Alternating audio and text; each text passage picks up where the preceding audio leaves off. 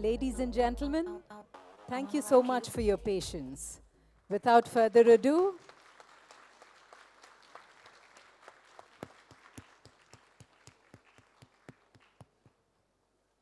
I invite Kiran Mazumdar Shaw to introduce the speakers and the next session. Thank you.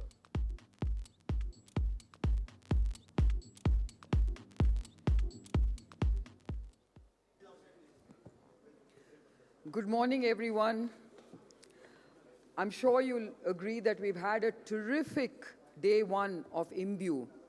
And now we're off to a fantastic day two, starting with an absolutely fantastic session. And I have the distinct pleasure of introducing this much-awaited conversation between two iconic celebrities. The first is one of the most sought-after megastars in Bollywood, a versatile actor par excellence who has captured the hearts of millions and who can combine wit and serious acting with ease. His portrayal of historic figures like Bajirao and Alauddin Khilji have made him legendary in every sense of the word. And of course, he is undoubtedly a great youth icon. So may I invite Ranveer Singh onto the stage.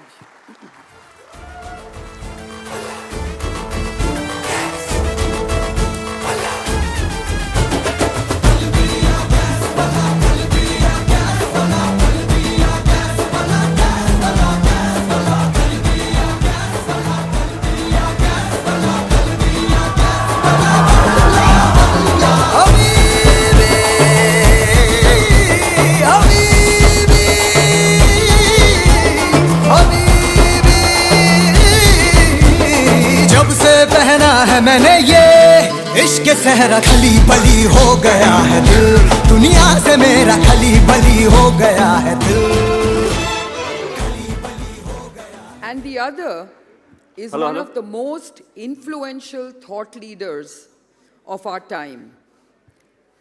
A spiritual mystic, a Padma Vibhushan, and a voice of reason and human advancement. Someone who is one with nature and who understands the dangers of man-made destruction of our forests and rivers and calls for action through his huge river rally. He is also flamboyant and cool. He is also a kind of a youth icon.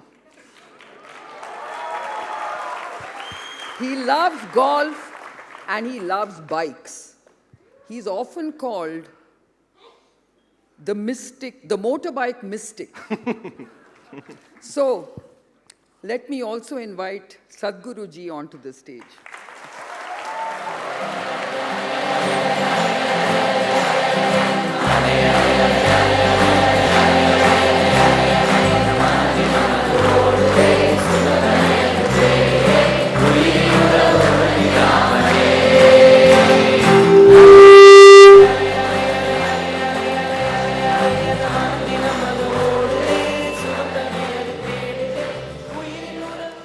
I must confess that both Sadhguru ji and Ranveer Singh are two of my favorite people. And I'm indeed truly grateful that they made their way to IIMBue 2018. So I can't wait to get their conversation started. So over to both of you on this wonderful subject of sensing the future through many lenses. Thank you.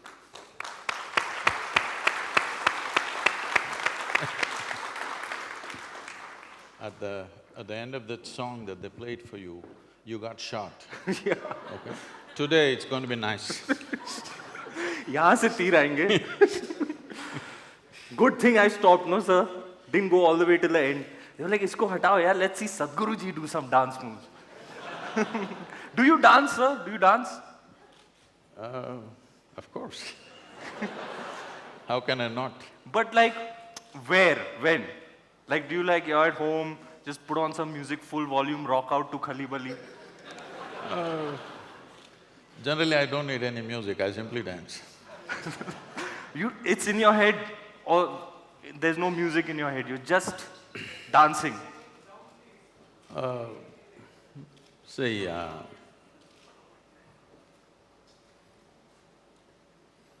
for me, dance is not because of a music that's being played, simply because of the rhythm that I have found with life. Hi.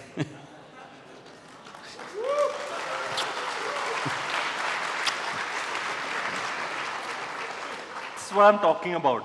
So I'm a huge fan, and I've become a bigger fan in the past month. I have two best friends, one's a photographer, one's a filmmaker, and they're massive fans of Sadhguruji. So when I told them, they were like, so jealous of you, this, that, and the other. Come, let me show you some videos. So for the past month, a lot of my nights are spent watching hours of YouTube videos of Sadhguruji, and I'm watching it with them, and just like this, they keep gasping. So Sadhguruji is talking, and we're sitting in silence watching, and then they interject with these gasps and gushes like,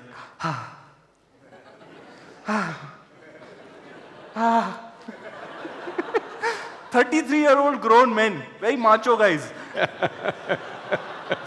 The range of your fans is amazing, sir.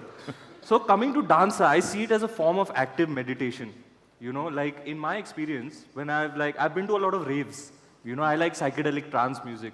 I think the 140 plus BPMs, it does something to me. When I dance for hours, 4 hours, 6 hours, 8 hours, non-stop, I feel euphoric. Does that resonate with you at all?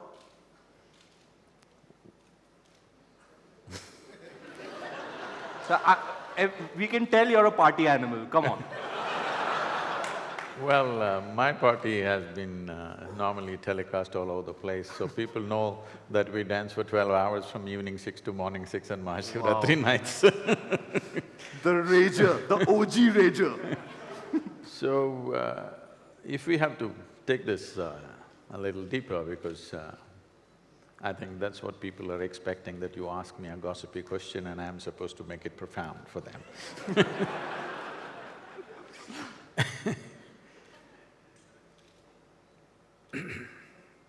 So it's like this, this nation was named as Bharata, or Bharat in Hindi, but generally it was called Bharatam or Bharata. What this means is bhava, raga and thala. Bhava means sensation. Why we're talking about sensation is, your whole experience of life right now is through sensations. What you see, what you hear, what you smell, what you taste and what you touch are different types of sensations. So your entire experience of life, you may be interpreting it in many different ways in your intellect, but essentially these are multiple amalgamations of sensations. So that is the bhava, this is the experience of life. Raga means the tune for this. Here we have no participation. Existence has already set a tune for us. Our ability to live this life is only in finding the thala or the rhythm. If you find the thala, you will dance your life will be like a dance. If you don't find the thala, you will get crushed by the process of life. Find your thala. So, what is happening, whatever this 140, you said 170? Fast. I know, but what's the MB, whatever, MBP, whatever that BPMs, is. beats per minute. So, if you have a certain music which overpowers your mind, people are down with their own thoughts and emotions. For most people, unfortunately, the cerebral development that has happened in the human being has become an impediment. Their only problem is they don't know how to handle their intelligence. They think misery and suffering is happening due to a variety of reasons. No, there's only one reason. Your intelligence has turned against you, that's all it is. You call it stress, you call it anxiety, you call it misery, you call it madness, you call it whatever you want. Essentially, your intelligence has turned against you. A whole lifetime, people don't learn how to handle their own thought and emotion. 50, 60-year-olds still don't know how to handle their thoughts and emotions. Thought and emotion is essentially generated by you, it should happen the way you want. But because of this thought and emotion being out of control, they can't feel the rhythm of life. Their psychological realities have completely overpowered their existential reality. So when you play music which is loud and, beating itself into you, not just through your ears, through the entire body, every cell in the body gets the beating. When you're thrashed like this by sound, now the psychological reality kind of evaporates and they seem to enjoy that, some ecstasy of that. So enjoying the ecstasy of music and movement is fine, but how long? You're pretty fit, but still your capability is only 4 hours. So many others who are not as fit 4 hours as… twice a day. Many others who are not as fit as you, they won't last 4 minutes in dancing, that's a fact. So when you finding the rhythm only happens for 4 minutes or 4 hours or whatever amount of time, that means you will never know the rhythm of life just by the nature of your existence. So one must know the ecstasy of existence, not ecstasy of action alone. Action is beautiful simply because it's coming from that dimension. If you're trying to find joy or ecstasy in your action, you will become enslaved to that action. See, now people can't take off the headphones, they're crossing the street with headphones on with whatever 140 PMP, whatever, and many are getting killed. Many are getting killed simply because their headphones are on. Because right now, they can't feel any pleasantness without something thumping in their ears. Or in one way, what they're trying to do is somehow keep the intellect away so that sound can do it, visuals can do it, sensations can do it, anything can do it. Any of the 5 sense organs, if you force it in a certain way, you will not feel thought and emotion. So people think that is freedom. No, you're getting enslaved to something else. So it's very important that you can sit silently here and still be ecstatic. This needs to happen to every human being. Otherwise, inevitably you will get enslaved to something. Maybe music, maybe dance, all this is going to kill you. If you dance 24 hours a day, you're going to die. That's a lovely thought, sir. Absolutely, I mean… I hope to reach that stage of evolution and awareness where I can… We can get you there. Be ecstatic. I'll have to hang with you a little bit more, Guruji. I know I'll get there. So, which brings me to something very exciting. So you went for the World Cup? I'm so jealous. I'm slogging it out, shooting ads 12 hours a day, you're hanging out and… No, I'm damn jealous. Did you go for the World Cup? How was that? Yes, I did, but I've been dreaming of going to World Cup football from the age of 12 or 13. Wow. So here I am, now I make it. You wait, huh? Younger than ever.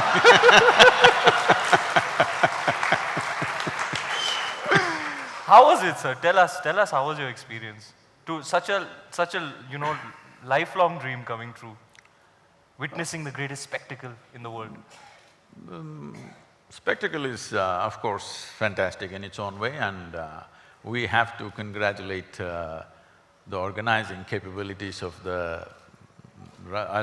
Russia. And the way they did the organization, almost everybody who was there was saying, never before another World Cup has been organized like this. So There were lovely. thousands of volunteers across the towns, across the city, both Moscow and St. Petersburg, where I attended the events.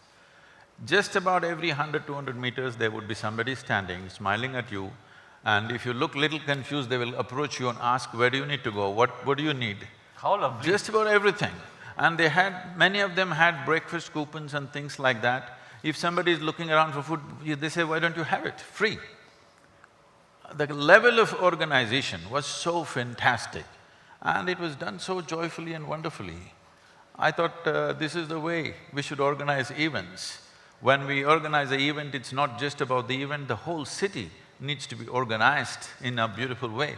We do like this in our events, but seeing a government-managed event to happen like this was really fantastic. Football, of course, I love the game. people kept on asking me, which team, Sadhguru, which team will you root for? I said, I root only for football. Lovely. Only disappointment was I wanted to see James Rodriguez play, but unfortunately Colombia got knocked out before I went there. James Rodriguez, that's an interesting choice. You like him as a player, sir? You like him as a player, that's an interesting choice. Oh, he's not found enough exposure, but when it comes to the game, he's not a player, he's almost like an artist on the ground. That's how it is. Agreed. I watch a lot of him too. So, really well, you were impressed with the organization of the World Cup. Very good. I mean, kuch to acha kiya Putin ne, eh? Sir, they should come and see how we do Ganpati Visarjan in Mumbai. It's epic. Epic! You should see our organization over there.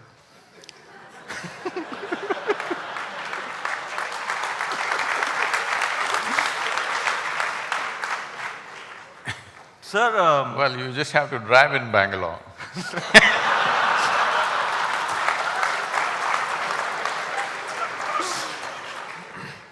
So sir, what about like you thoroughly enjoyed watching the football, but what do you think about, what is your take on sports? It's competition, you know,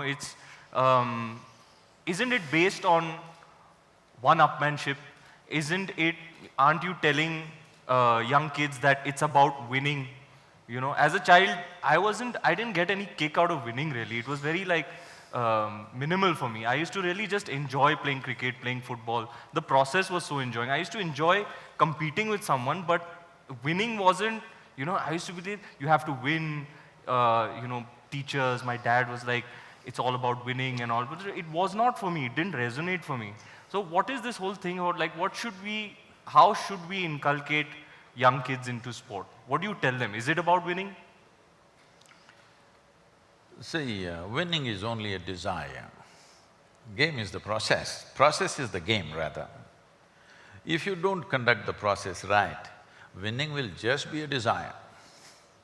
All the 32 teams came with the desire to win, but only one wins because they handled the process right, not because they had a stronger desire than others. So, this is a culture where we always insisted on process. But today we have taken this from outside, we have become a goal-oriented society. That means our desire has become more important than the process. Only if you conduct the process right, the results will come. Right now there are flowers. If you want flowers in your garden, if you go and do flower meditation, flower will not come. If you want flowers in the garden, you need to handle soil, manure, water, sunlight. Soil doesn't look like a flower. A manure definitely doesn't smell like flower. Water doesn't feel like flower, nor does the sunlight do. But if you handle these things right, flowers will happen.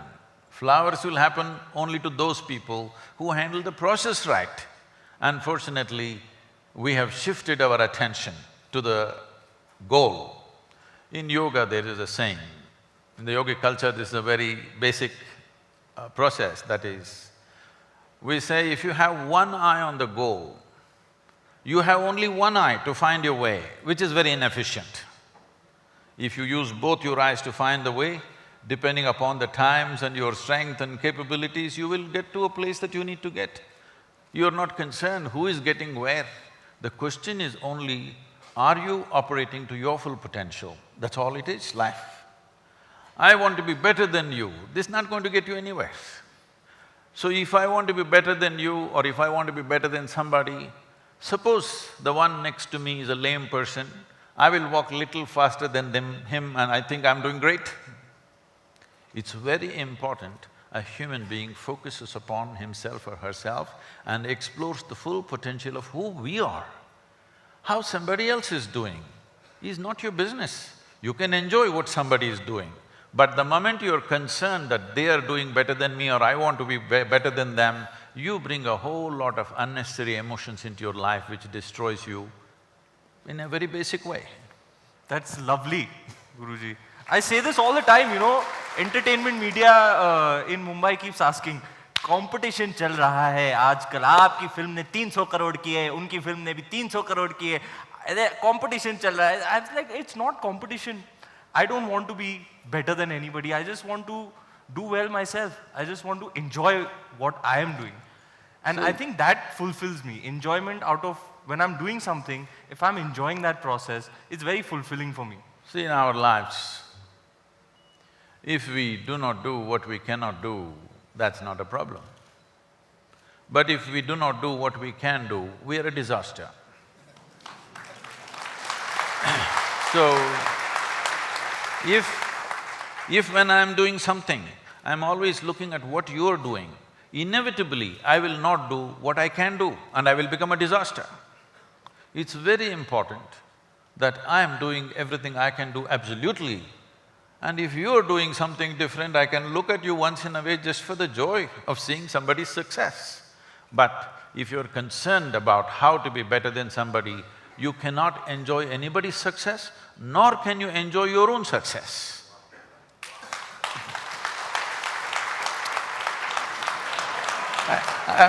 I'm not one of those female fans, You know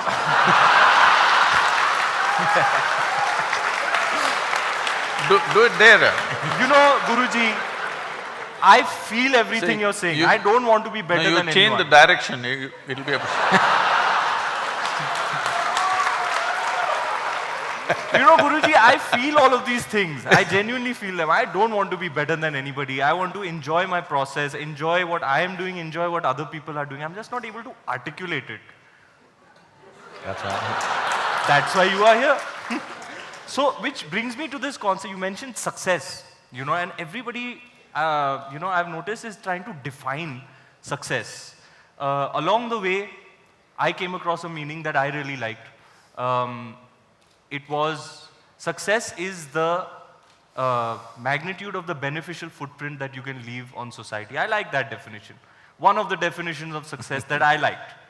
But what is your take on this concept? What is success? I mean, we're here, is the purpose of life, are we here to procreate? If we procreate, are we successful? Like, how do you consider yourself like, now I'm successful? Well, procreation, we have done a lot in the country. This definition, what you said, will lead to make life absolutely utilitarian. Even my success should be useful. Well, a peacock is dancing. What is the use of it? There is no use, and that's what is beautiful about it. To attract the mate, no? I thought. That's what I do, I'm sorry. No, to your eyes, you shouldn't get… you shouldn't get attracted, it'll be…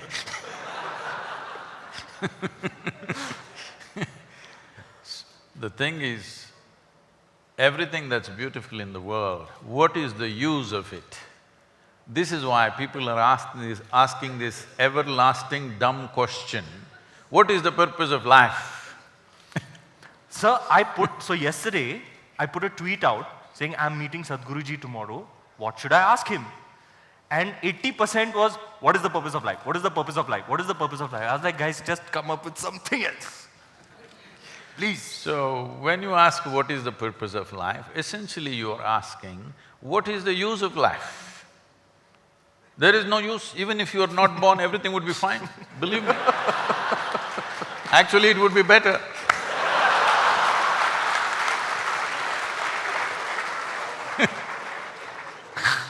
There is no purpose.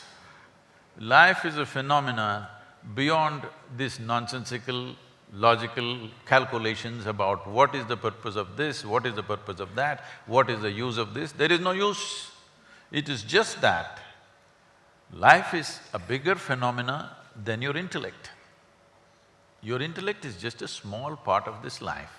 Unfortunately, you're thinking life is contained in your intellect. No, your intellect is contained in this life process. Just one aspect of it. It's just one dimension of intelligence. There are many other dimensions of intelligence. Today science is telling you what a bug knows you do not know. What a grasshopper knows you do not know, actually, isn't it so? From Bangalore, from here in this Karnataka, there are dragonflies, you've seen the dragonflies. Every year they're traveling all the way to Africa, African East Coast, multiplying there and again coming back. okay, without any kind of navigation equipment or anything. These tiny little insects, they're going all the way to Africa and coming back. Could you do it, I'm asking? Without any instruments? Could you just follow the waves and simply sit on a log and go to Africa and come back? I'm saying, look at the intelligence in a small insect. Like this, intelligence is all over the place. The entire universe is just a living intelligence. You have captured a little bit too.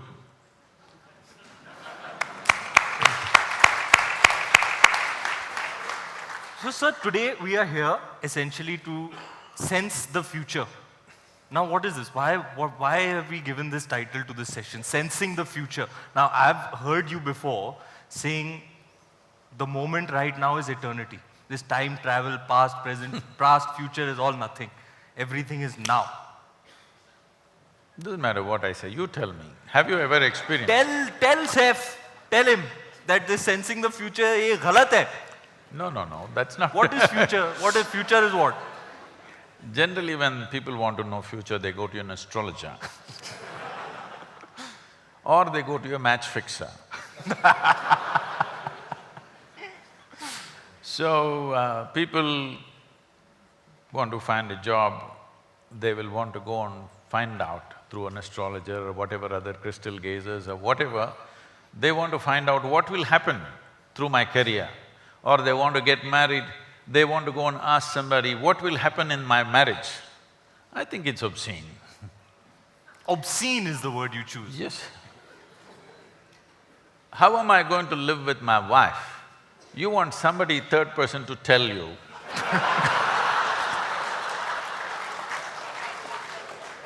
I think it is obscene. I'd have to agree. So, essentially you're a match fixer. No, I'm not saying matchmaking like that. It's a match fixer. So before you enter the game, you want to know the result. That's what it is. So I can tell you right now what will happen at the end of your life. We will be attending your funeral. That's what will happen. Yes, if you want to know the future, I will tell you right now. Hello? ले दे के तो यही होने वाला है भैया. So, on the way what will happen, that's what you want to know. On the way to my grave, what will happen on the way? Believe me, if I tell you everything, moment to moment, what will happen in the next whatever number of years you're going to live, you will see in 3 days, you will get so desperate. Somehow you will want to disprove what is said and you may commit suicide just to prove me wrong. Because it'll become so frustrating that everything is written down, what you will do and what you will not do. It will become so frustrating, you will not want to live. So when you're in this state of mind, when I say in this state of mind, if I tell you what will happen tomorrow, most people will not be capable of participating in today. I'm made like this, even if I know exactly what will happen tomorrow, today everything that I do, I will do it as if my life depends on it, even though I know the result tomorrow.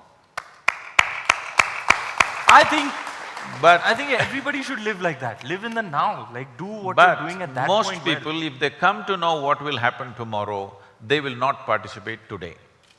That means they won't live. So it is best that they do not know what is tomorrow. So can we change the topic to sensing right now? No, sensing tomorrow is not in that sense. Sensing tomorrow is so that we do the right things today. You have some picture of tomorrow so that you can do the right things today. That's important. If we don't foresee in some way, then we won't know how to do anything in our life. So sensing tomorrow is one thing, predicting tomorrow is another thing, having absolutes of tomorrow is a total foolishness. Or it's mystic. Sir, you know, I feel technology constantly evolving, and I have a feeling like mobile phones have really changed the way we are. You know, it's having a huge bearing on pretty much everything. It's permeating everything. Social media, mobile phones, this kind of technology, like sometimes I wonder, were human beings ever meant to communicate like this? Like I could be hanging in a jungle in Africa talking to somebody who's at the North Pole, you know, that kind of communicate. I could be FaceTiming with them now, I can actually see their face, you know. So this Instead kind of being with a chimpanzee, you're being with an Eskimo. Wrong. So, You went to Africa to be with a chimpanzee, not with an Eskimo. but I'm saying I still have that capability thanks to technology. And with that now comes along social media. It's really changing things, you know.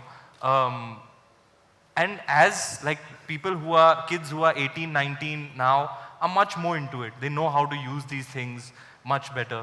Like I still was born when there were landlines, you know, so FaceTime is still a trip for me. So what is your take on you know, mobile phone technology and social media? What is it doing? How is it the new evolution? Like this is what human beings were and now we have a cell phone and that is the extension of us now. See, every machine we have created is just about this, extending our faculties in some way. We have visual capabilities, so we have a telescope and a microscope.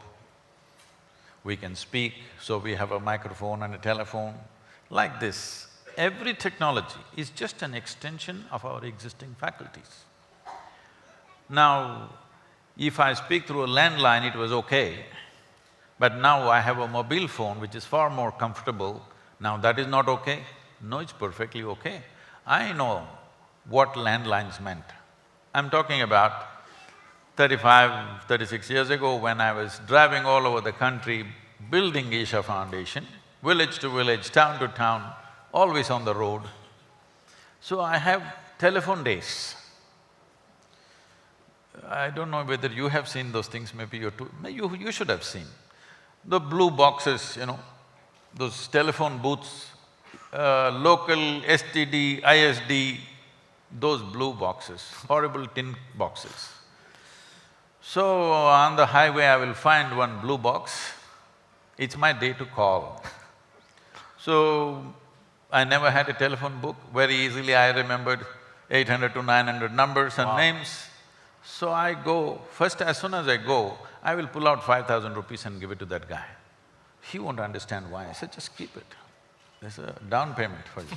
Because normally a call costs you 5 rupees, 10 rupees, 15 rupees like this. I give him 5,000 rupees, he doesn't know what's coming. Now I go into the booth, this black, horrible smelling phone. Some of them had it serviced with some perfume, rest were… everybody's bad breath was there in it. Then I call and call and call 4, 5, 6 hours, I make all the calls I need to make for the month.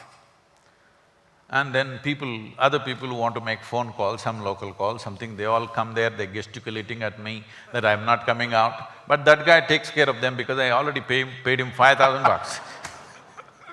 So I would finish all my calls and get into my car and drive on. Today, if I just tell somebody's name, my phone calls, Yeah. it's a done thing. I'm hugely appreciating the technology. Some people are complaining, but they're complaining not about the technology. They do not know that what they're actually complaining is about their own compulsiveness. Compulsive usage has come. This problem is not just with phone. If they start eating, they don't know when to stop eating. If they start drinking, they don't know when to stop drinking. If they start doing something, they don't know when to stop it. So this compulsiveness is there in all aspects of life. Now the gadget has become a drug. It keeps people engaged, but it's also keeping a lot of people out of drink. At least there's something good about it. So compulsiveness is not what we need to handle. Technology is a tremendous enabler. Nobody should ever complain about it, otherwise we must put you in that blue box with a black phone. You will understand, even my finger used to hurt a lot at the end of the phone calls. Guruji, I keep wondering, what is it that prompts you to travel, share your knowledge, share your wisdom with others? Why wouldn't you like say, "Ye sab moh maya hai," give it all up, go to the mountains and meditate? I fantasize about doing that. I'm like, one day I'm going to leave all of this. I'm going to go sit on top of a mountain and meditate. See, you would… anybody for that matter, would want to drop this and do something else. Why? Because in some way they're finding this burdensome, isn't it? I don't have to go on a mountaintop to meditate. I'm meditative every moment of my life. You just check my pulse rate and see. You always bowling in the wrong direction. You are saying such chumma things. You watched Padmavatna last night. So you check my pulse rate, you will see I'm always meditative. So I don't have to go somewhere to meditate. This is what I was saying when the previous "What's the purpose of life" came. See, if you fix a purpose of life, you will do what you think is right. If you don't fix any purpose to life, you will do whatever is needed, and that's what is most important today. That we do what is needed, not what we fancy. I don't know what is it that I need to do. How will I know? See, Can I be honest with you and tell you that I find a truth, I feel a compulsion to entertain people. Does that make any sense to you? yes, so many people cannot even smile or laugh unless they sit in a cinema. They can't do it with their neighbors, they can't do it with their family. The best place for them is a cinema hall. They can laugh because it's a dark place. So you're doing a good job, I heard.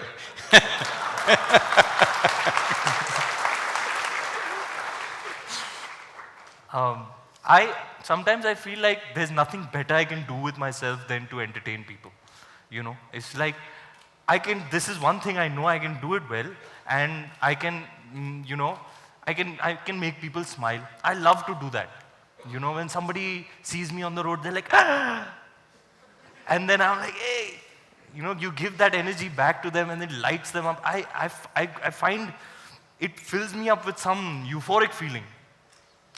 It is also needed right now. Entertainment is very needed because people are not simply ecstatic by themselves. Entertainment is very, very needed. Otherwise, a lot of them would sink into depressions. So, you're doing a very cheap psychiatry. When I say cheap, I mean inexpensive. Not cheap means that way, no. I didn't mean that way. I meant very… It's not cheap, 500 bucks to go to a multiplex nowadays I know, on the but to weekend. go to your psychiatrist, do you know what's the fee? So, inexpensive psychiatry, at least they go there for those 3 hours, they feel good and they come… Especially in a country like India, where a whole lot of people are living in abject poverty. I think cricket and cinema is keeping the mood of the country little up. I wish slowly that changes in the sense that people will be joyful by their own nature. They don't need… Arey please, Guruji, I'll be out of a job, yaar. Then I will teach you how to do something else which will still…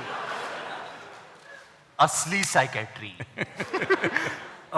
This is a question that, you know, sometimes this is not my particular… No. When I was… I was never interested in the, the examinations and things that happened, but I saw people sometimes, many times, desperately copying answers in the examinations and things like that. But I never saw anybody copying questions like this. What do you mean, yaar?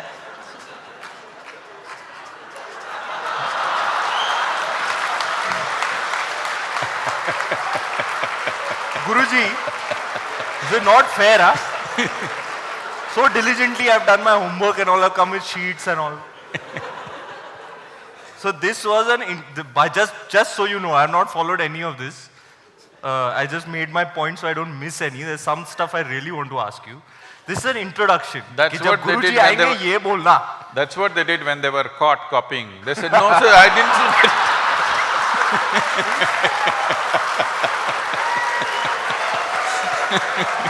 मैं तो खुल्लम खुल्ला कर रहा हूँ यार. Hey, चुप कर. This I to put it out on Twitter, sir. Where I'm khullam khulla, I'm khulla sand. So I really, this is, you know, not my time of the day. It's really early in the morning. This is my time to be plugged into the matrix, to be in the rat race, achieve, acquire. And then something happens to me after midnight when the day is over. I become really relaxed. And then like I have these existential thoughts and I start thinking about other things. And this thing always fascinates me. I find the universe to be in some kind of dichotomy. I want you to explain that to me.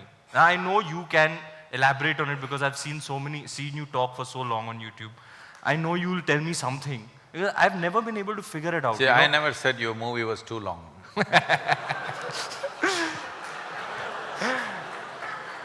Sir, you'll have to take it up with Mr. Bansali. मैंने तो कहा था. No. उनके scenes काटो, मेरे scenes डालो, मैंने तो कहा था. So you know, there's light, darkness, black, white, yes, no, life, death. I always find the universe to be in some kind of dichotomy, you know. Is that the sense in which But you're talking what, is about? it like, do you find that too? No, I want to understand in what sense are you calling it as a dichotomy? Like, whatever, like when I have these thoughts, I'm like, there's always two things at play, you know, in every aspect of life, big, small, there's always an opposite. Can you elaborate on that? I need a few minutes. Yeah. भारी सवाल पूछा है भाई ने.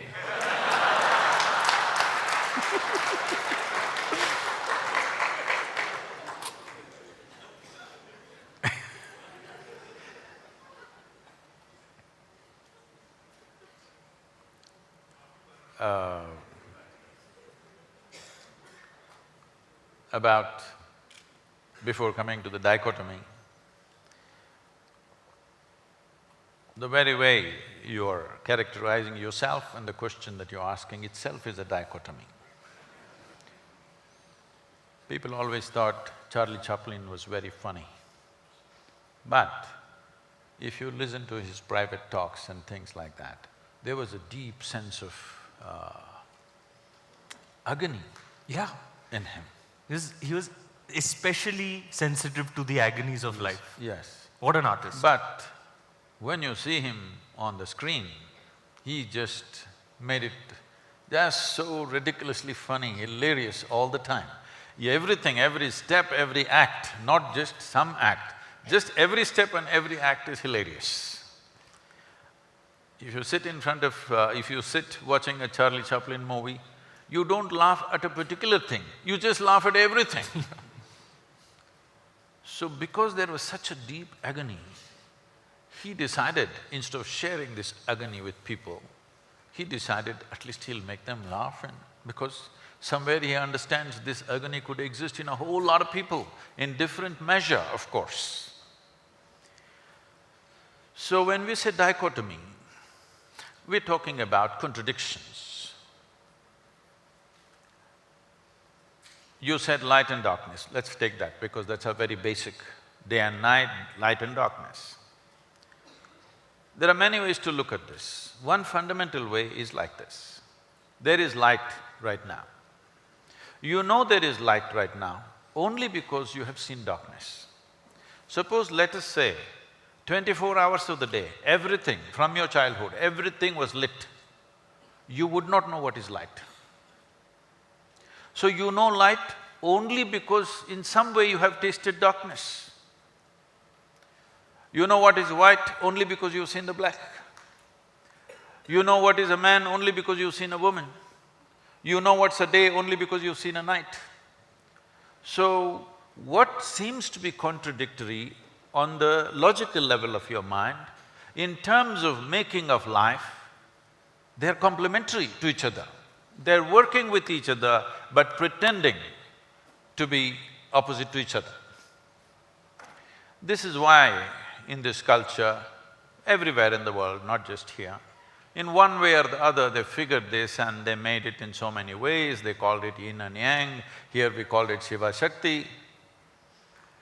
And if you see the images of Shiva, one half of him is man, another half of him is woman, physically.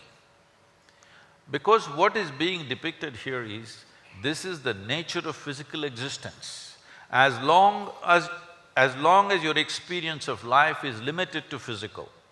When I say physical, right now everything that you can see has to be physical, isn't it so? Can you see something that's not physical? Can you hear something that's not physical? Can you smell, taste or touch that which is not physical? Or in other words, your entire experience of life is physical, even your thought and emotion is physical. We can measure it today. We can measure your thought and emotion, that means it's physical. So your whole experience of life is limited to the physical dimension of the existence. And the very nature of physicality can only happen with this. Even if you take the basic electric charges, there is a positive and a negative. Without that, it will not work. If you take an atom, there are positives and negatives. So the very construction of physical nature is between two opposites or two complementary dimensions of life. So when you live here, if you live here with the necessary perception, in a very brief amount of time, one can realize this contradiction or this complementary nature of these two things can go on playing endlessly upon you without taking you anywhere. When you realize that the physical will not get you anywhere, that is when you turn spiritual. It does not mean you rejected the physical. You're still living in the body, you're still living in this world. It is physical, but this is the longing of every human being. It's not just some spiritual person. Every human being is trying to touch something beyond what they are right now. If you know money, you're just thinking more money. If you know power, you're thinking more power. If you know pleasure, you're thinking more pleasure. If you know love, more love. If you know knowledge, more knowledge. Whatever it is, you're always trying to touch something more.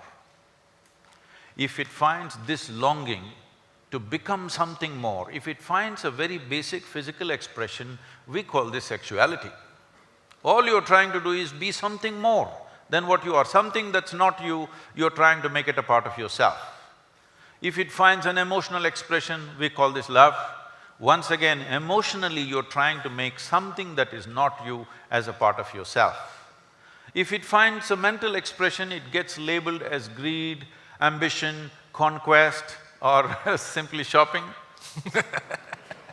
Something that's not you, you're trying to make it yourself.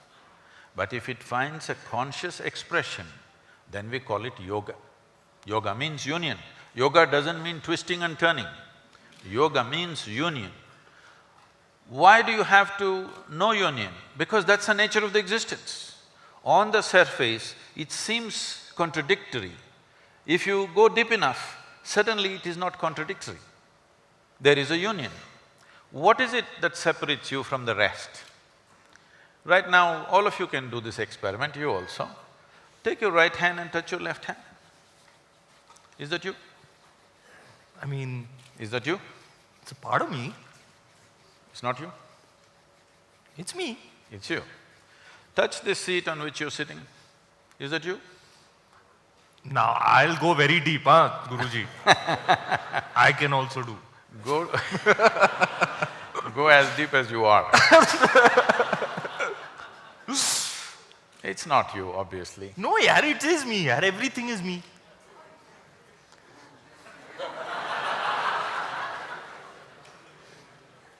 Everything is Pura Brahmand. Huh? You know, I believe…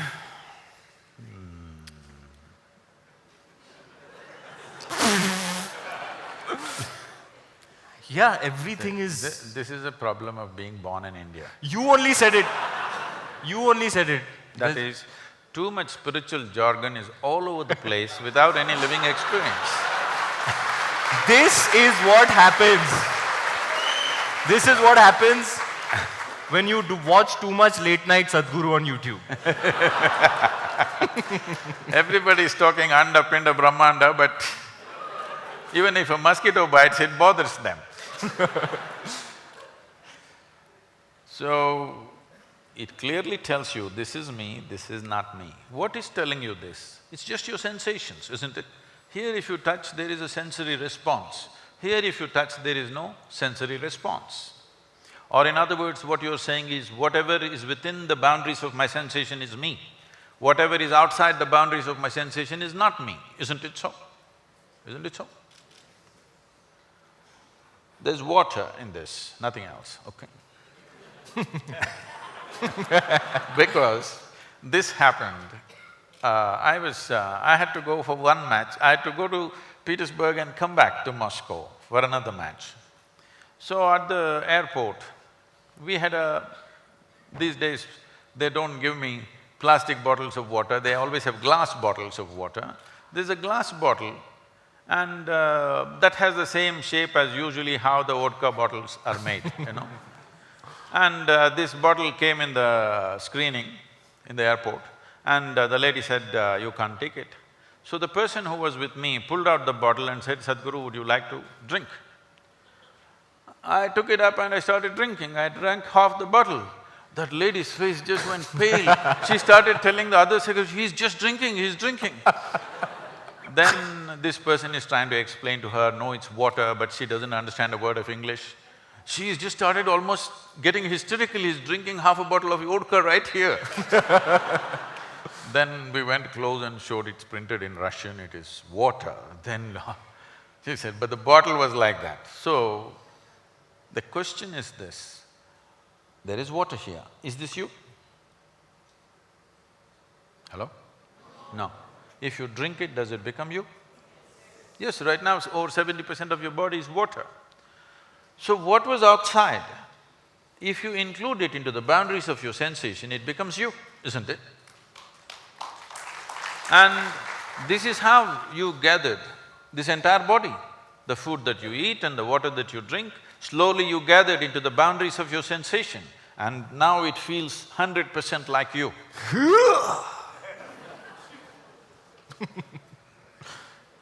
I'm gathering a lot of protein these days.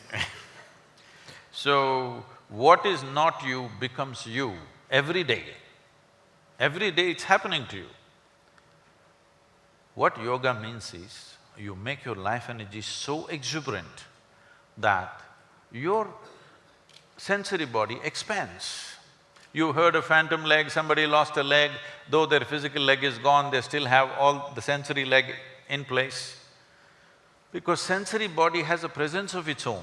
If you become very exuberant within yourself, you will see your sensory body will spread. Suppose your sensory body became as large as this hall, you would experience all these people just as you experience your hands and fingers. If your sensory body became as large as this universe, you experience the entire universe as a part of yourself. That is when somebody calls you that you are a yogi, that means you have experienced the union. Now, if for one moment, if you experienced all these people, really like how you experience your body, you experienced all these people for just one moment. After that, do I have to teach you morality? Thou shalt not kill, thou shalt not steal, thou shalt not harm. Do you have to teach them various kinds of morality? What is a part of you? You have no issue with it of any kind, isn't it? This is what essentially spiritual process means. That is, you transcended the limitations of your physical existence. Spirituality does not mean looking up or looking down. Spiritual process means you understood the limitations of physical and extended your experience to something beyond your physical nature. Because what is physical about you is fully accumulated from outside. Even the first 2 cells was given to you by somebody, isn't it? Hello? Even the first 2 cells are not yours, your parents gave it to you, rest of it is just earth. Most people don't get it till you bury them. But if you get it right now, that what you're carrying as my body is just a piece of the planet. What you're carrying as my mind is just what you gathered from the society in which you exist. Beyond this, there is something called life. This must come into your experience. If that comes into your experience, this dichotomy business is gone, because this contradictory nature or complementary nature of opposites is only related to the physical existence. Physical is like the peel of a fruit. The peel of the fruit is there only as a protective layer. But right now we have made a world where people are busy eating the peel. But the problem with the peel is, if it was totally bitter, by now everybody would be enlightened. The problem is, there are spots of sweetness in the peel. People are trying to make juice out of that.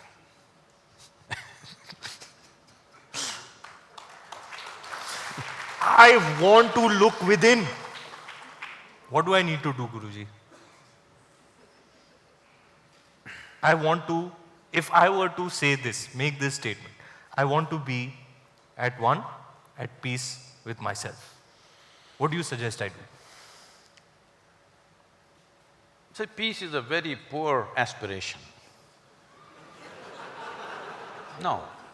Why I'm saying this is no, this is not to just negate you. Unfortunately, even so-called spiritual leaders are going about saying the ultimate goal of life is to be peaceful. I'm asking all of you a simple question. Every one of you know the answers.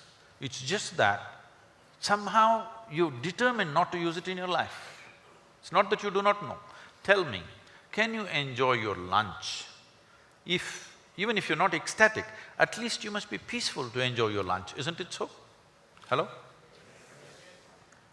A handful of people who live around you, work with you, can you enjoy their presence?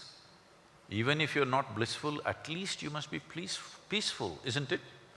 Just to enjoy your walk on the street, you must at least be peaceful, is it so?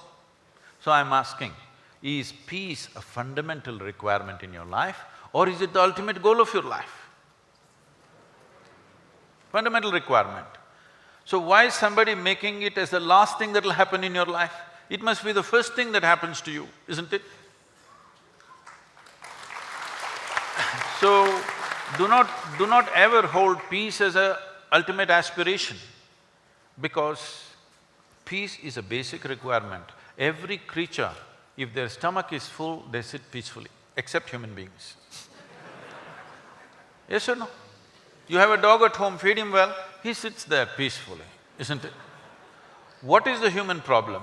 The human problem is just this, they are not able to handle their own intelligence, that's all their problem is. This happened, unfortunately, about 2.5 months ago. A lady, a television anchor in Andhra Pradesh, jumped off the 5th floor window and killed herself, and she left a note, "Nobody is responsible for my death, my brain is my enemy." She articulated it 100%. In fact, this is the reality with most human beings. It's their brains which is the problem. You remove half their brains, they will all sit peacefully. You must act how they will sit. No, if you remove half their brains, how they will sit? You're the actor, you must show.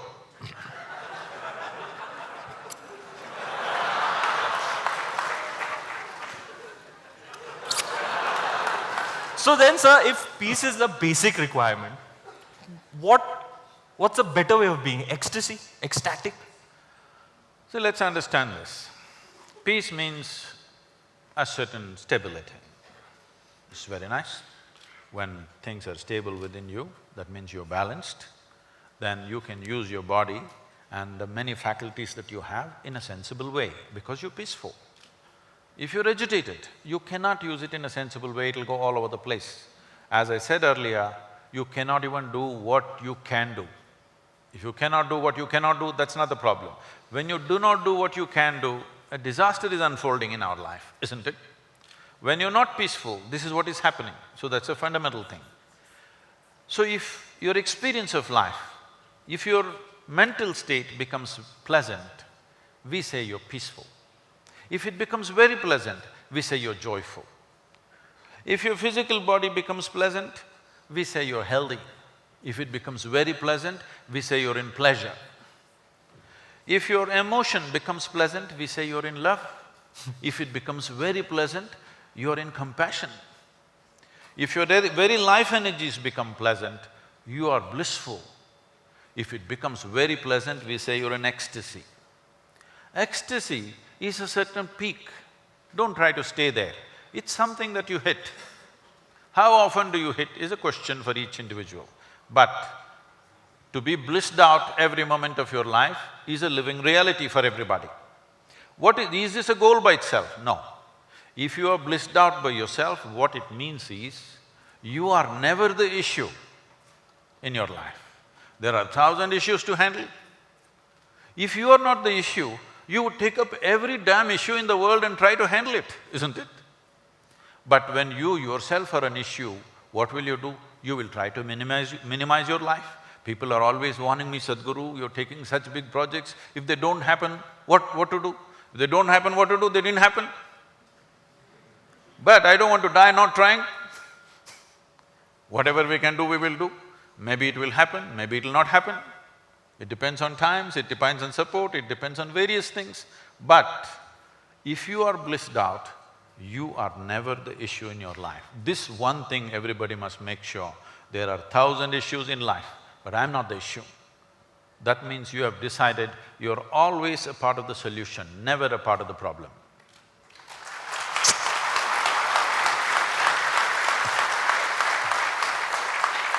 You got it right.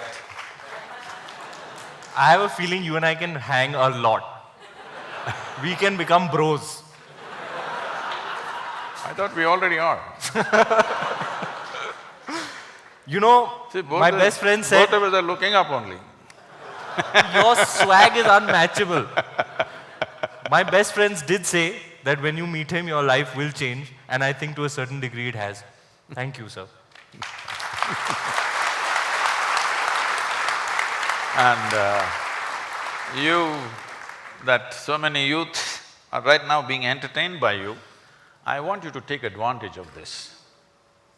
And because India is a youthful nation, our demographics are such, 50% plus or below 30 years of age, no nation has this.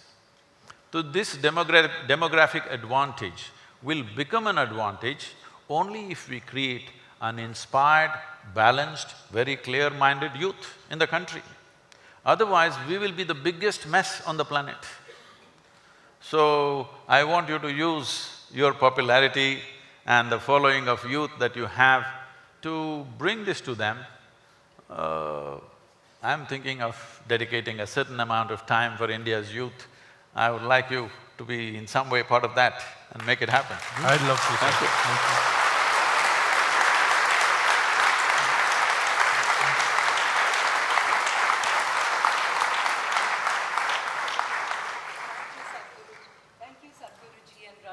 We'll take some questions from the audience. Oh, They're eager to ask I'm you some sorry. questions. So Fire! we have these questions appearing through the app Pigeonhole. Can I have the questions, please?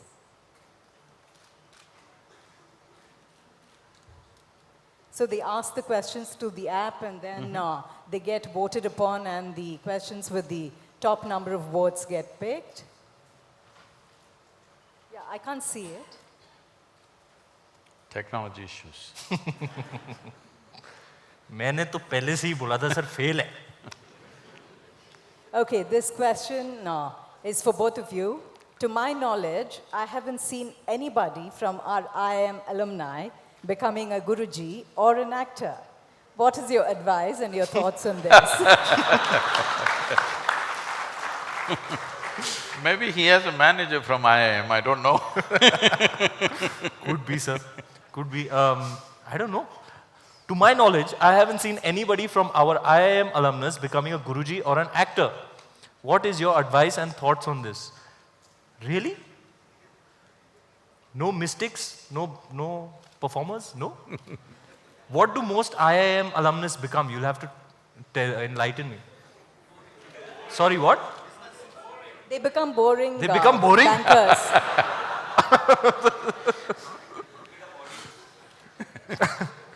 I see jubilant faces, yaar. Jubilant.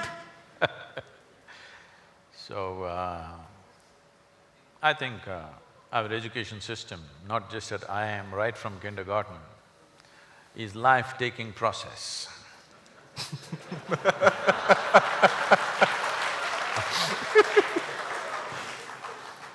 Guruji, why don't you open a school? I would love to send my kids there. You must come and see my school, how we're running our school. Top. Children want to come there before the vacations are over. Beautiful. But one school is not good enough. See, we have made education system into an industrial process of turning out certain kind of products. This is a crime against humanity, if you ask me. Right from my childhood, I never understood why I should go to school. So every day when I'm either cycling to school or walking to school, these questions came up to me, and most of the time I did not reach the school because existential questions engaged me. So, when they missed me for too long, you know what happens. All that drama happened, then again I went back for some time and like that. I love that story, sir. Sitting and staring. I love that story. So, about why education does not produce either mystics or even actors for that matter, because both of them need some versatility, not a set straitjacket. In a straitjacket, nobody ever became a mystic. In a straitjacket, maybe in India, certain type of actors you can become. You can do the same thing in every movie and still you're an actor. No, it's happening. Agreed, yeah, agreed. Yeah. Same movie, same thing every time. I saw only one of yours, so I'm not making judgment on Sir, you. मैं तो versatility मतलब. So, if you have a straitjacket, you cannot act, you definitely cannot access other dimensions of life. So this happened to me about maybe 10, 11 years ago. This school where I studied almost 45 years ago, the trustees of this school came to invite me for their 125th anniversary. I said, see, please, why me? I was not just a not good student, I was not even a student. I can tell you. So… Shall I tell you what they said? No, Sadhguru, you are the only mystic, you have to come. He's acting. Homework, sir. So now that you know the story, we can leave that.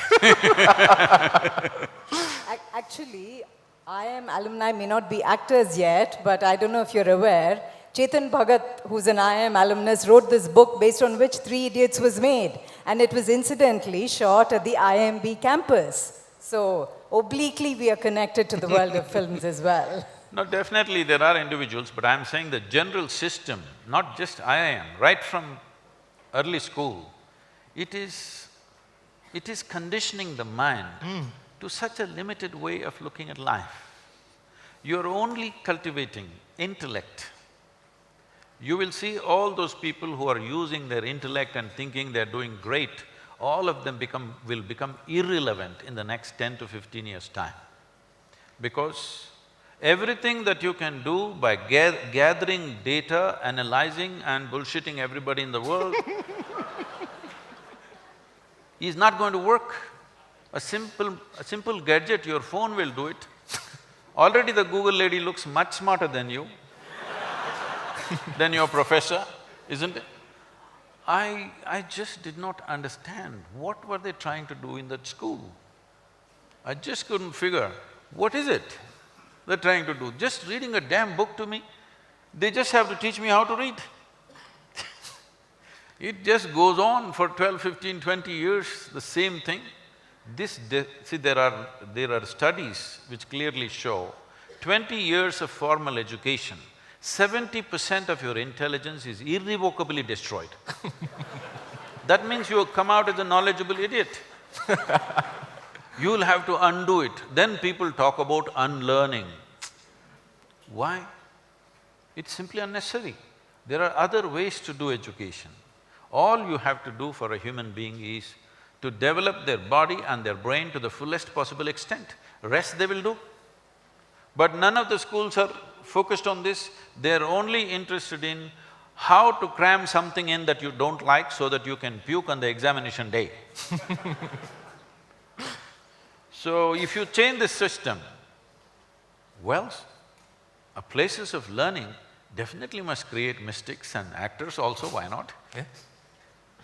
One of our speakers yesterday, Mr. Saul Singer, who's sitting here, actually spoke about this beautiful model of education in the future, which talked about building resilience and building the other qualities which are not taught today in schools.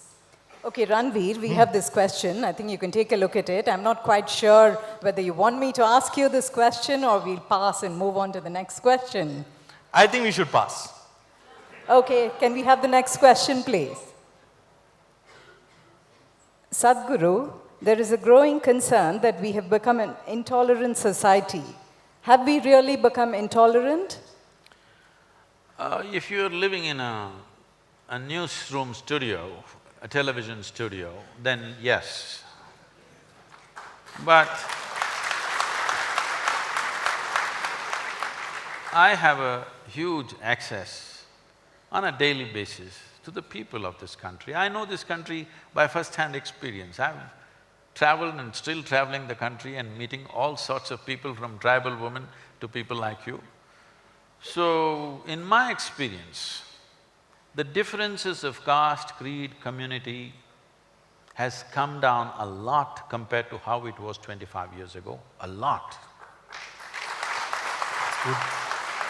That is a fact. But still, there are terrible things happening in rural India, still happening, still enormous discrimination.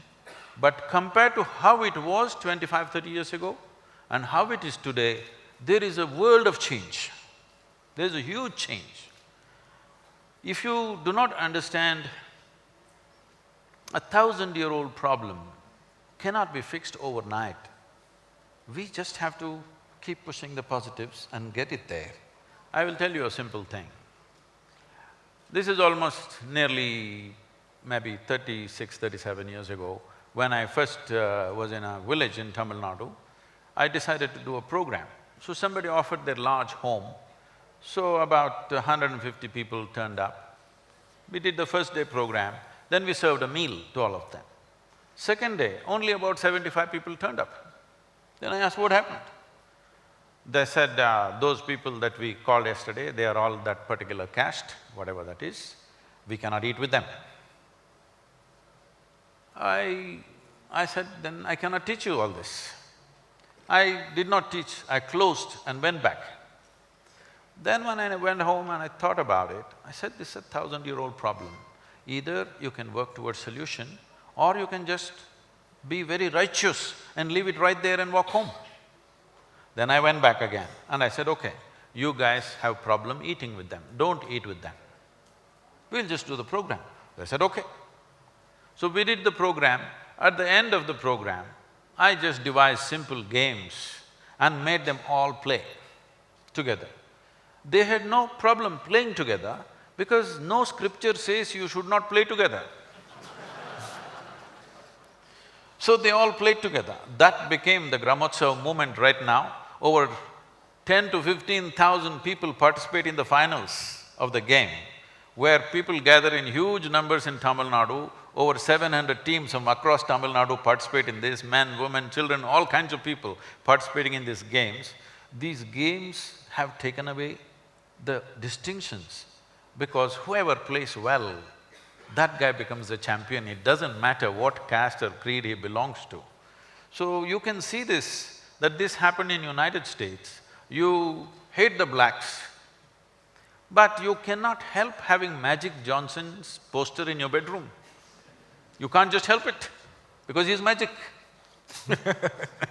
So the same thing we did in a smaller scale in rural Tamil Nadu. Why I'm saying this is, this intolerance just going on, this about, many unfortunate sexual assaults and stuff happening, it's not happening new. Believe me, I've been in the villages and towns, lynchings, these things have always been happening, just not been reported, that's all. Why does this happen? You need to understand, we are not a state or a country which is ruled by law. It's only society manages its own law. Because there is not enough policemen, there's not enough infrastructure. In United States, the average time in which a police car arrives is 3 minutes and 20 seconds on an average. A policeman arrives fully armed. You think he's got only handgun. No, when he opens his boot, he's got a rifle, a high-powered rifle, he's got a shotgun, and sometimes some of them also have like a small Sten gun. 3 to 4 weapons he has and 2 of them come, they could handle a crowd of 50 or 100 people. Here a policeman comes with nothing in his hands, no even lathi he doesn't carry, he comes on a bicycle. You don't expect him to handle a frenzied mob. Why is the mob frenzied? I have actually witnessed 2 lynchings myself. What? Yes. If you live in the villages of this country for 20 to 30 years, minimum 1 or 2 lynchings you will definitely witness. I was in my farm, where it's a very remote village. One day I just ride into this village and I see a big crowd. I park my motorcycle and I just go and see, they're just beating a human being like I've never imagined possible. Then I try to get in and try to stop them. They push me aside and they go ahead, and the guy dies there on the street and they bury him right there outside the village. Then the sub-inspector of the local, not in that town, somewhere else close by, the police station is some 10–15 kilometers away, he was a friend of mine, he was my batchmate. So I went there and I told him, what is happening? You need to do something about this. He said, I know about it, you don't get into this affair. Somewhere they're building some small dam and somebody starts a rumor all over the place that they're taking children and sacrificing for this dam. In every village this is happening. Any strange-looking guy enters that village, it's finished. They're going to steal their children. So now it is found technological support, the rumors are spreading much faster. But even before it was happening, unfortunately, this is because there is no law enforcement. This is the way mob enforces law, unfortunately. We need to change this means. It needs education, it needs evolution of the society, and it needs enforcement. We are not capable of enforcing law for 1.3 or 4 billion people with the number of policemen that we have. It is always the society which decides how to enforce the law. So it is very sad, but today people are catching it on the mobile phone, so you're seeing it. But I'm telling you, if you live in a village for 25–30 years, you will definitely see at least 1 lynching in your life, almost in every village. This happens, unfortunately. Yeah, we'll just ask. Kiran, would you like to ask Sadhguru a question? So Sadhguruji, you said that, we should not be the problem but a part of the solution. And you also I know that you are so committed and concerned about the rivers of our country. And you've also basically tried to engage, the country, youth and various parts of the society to really understand what this issue is. How successful have you been up to now in getting people to understand why they need to be part of this solution? That last part of the question I like, because making people understand is the biggest problem. As you know, that you were also part of that rally, when I started speaking about rivers, you won't believe, at least 20 to 25% of the media across the country went on reporting that Sadhguru wants river linking to happen. I went on saying, this is not about river linking, this is about river revitalization. Yes, river linking.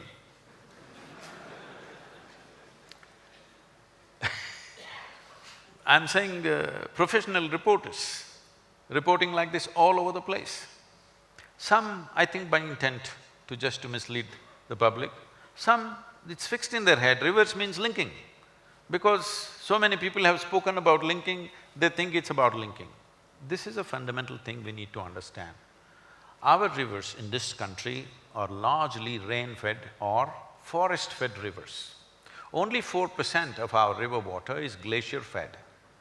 We are always trying to do what Europe does or America does. Most of our modules we've picked up in the form of dams, in the form of canals. This is all imitation of European way of doing things. But they are temperate climates. Here we have only 40 to 48 days of precipitation or rain in a year. These 48 days of rain that comes down, we are supposed to preserve in the land for 365 days. The only way you can do this is to enrich the soil and keep it in shade. There is simply no other way. There is no great technology involved in this. It needs a forest. The land should be full of humus and there should be shade. Only then rivers will flow. There, for example in Europe, the precipitation is anywhere between 180 to 190 days in a year. And their precipitation is not in the form of rain, it is in the form of snow. If 1 foot of snow falls, it will take another 15, 20, 30 days sometimes to melt and slowly drip in. If you count that also as precipitation, those number of days where it's dripping in, then the precipitation goes up to 230 to 240 days. So 240 days of precipitation, 45 days of precipitation. Can you address these two problems the same way? Then immediately people will jump and say, you know, Israel is doing a great job. Please understand, Israel is transforming desert into a fertile land. We are transforming a very fertile land into a desert. These are two different things.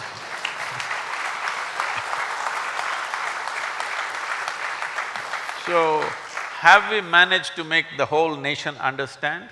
Maybe not, but we have managed to make the central government understand, Niti Aayog understand, a few state governments to understand, and the policy, almost 80% of the recommendations are already in the policy, and budget is being allocated for at least about 20 to 30% of the policy budget is being allocated. It is less than a year. I think it's very, very agile response from the government.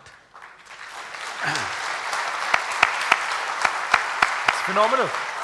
And United Nations took this up in a big way, and on March 22nd, which was the World Water Day, we launched what is called as a decade of action, because the recommendations we have made is relevant for all tropical nations. So a decade of action has been launched by United Nations, behind which there is a budget of some $2 billion.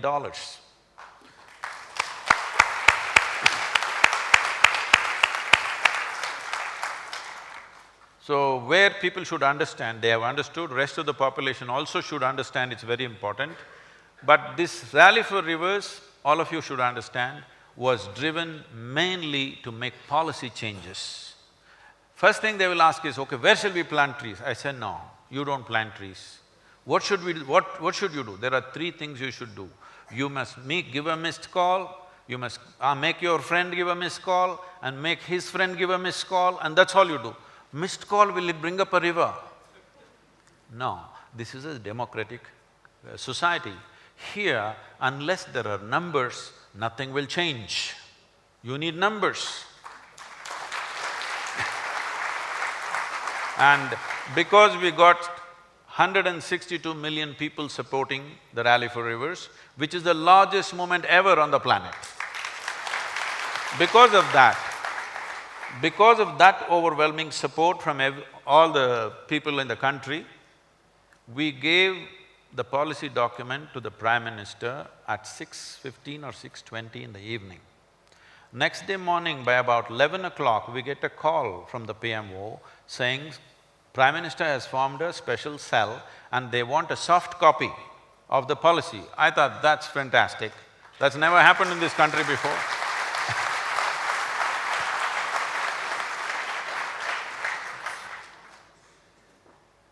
That's really something, Guruji. That's awesome. It's those Round of hundreds. applause, ladies. and gentlemen.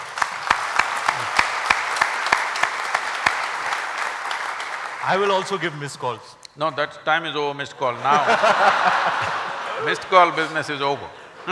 Now I told you, you must stand up for the youth of the country.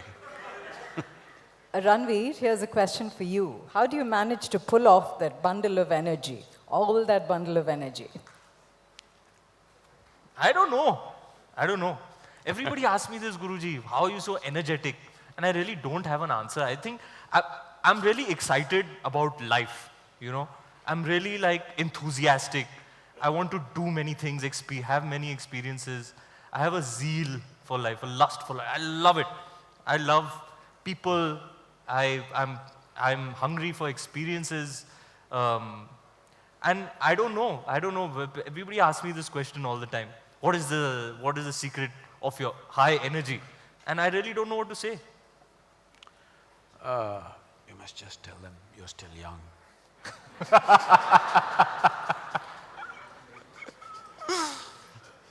I'm still young. They should ask me that question to me, Sadhguru, You are also like this, so full of you life should and be dying, energy. why are you so energetic? Then I would tell them something. You must just say, I'm still young, man, what are you asking such a question? Please. How do you, sometimes I feel like, I hope I can keep it up, you know. I hope I don't get jaded with everything that I see around me. Sometimes I get very disturbed. I watch the news and I get really like, it really gets me down. Do you watch the news? Always. I get depressed sometimes. A lot of people think the ostrich trick will work. Ostrich trick does not work with life. If you're living in a protected atmosphere, it may work for some time. Hiding from the realities of life is not an answer. So, do I get to watch the news every day? Maybe not, but I keep abreast of news some way. But about your concern about will I be able to keep this up? Well, it's very much possible for every human being if they just do a few things right with how they sit, how they stand, how they breathe, how they eat. If they just take care of a few things, a simple process, every human being is capable living in a very energetic way throughout their life.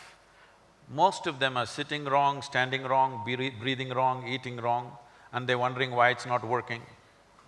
It doesn't work like that. In this life, in this planet, unless you do the right things won't happen to you. So many other things I wanted to address. This session needs a fitting finale. Yeah. So we have a request from the audience. Can we see Ranveer and Sadhguruji dancing together on stage?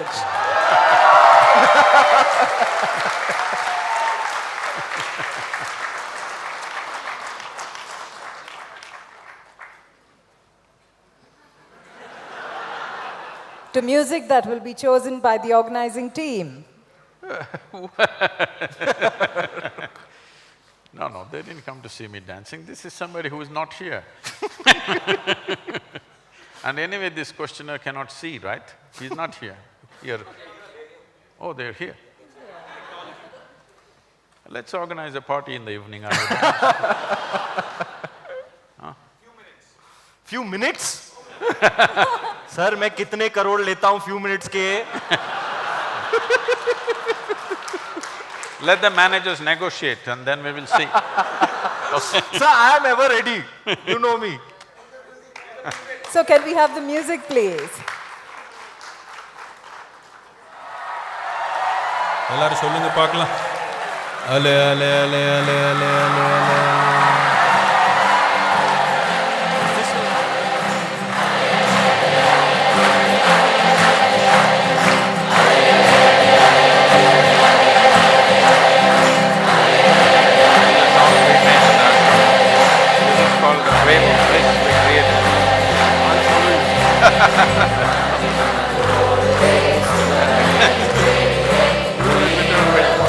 You're the performer. Turn it up. Okay, turn it down. On one condition. I mean, you're getting Guruji to dance, which means everybody in here has to get up and do the same step. Come on.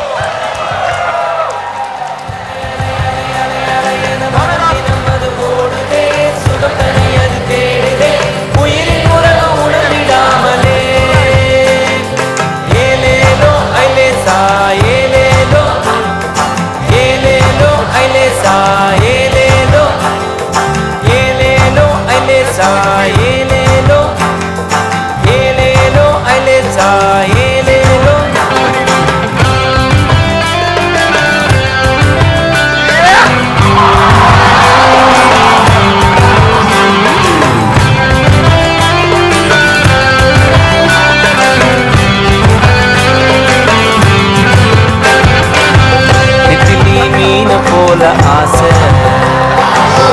திமிங்கலம் போல அதுவும் பேச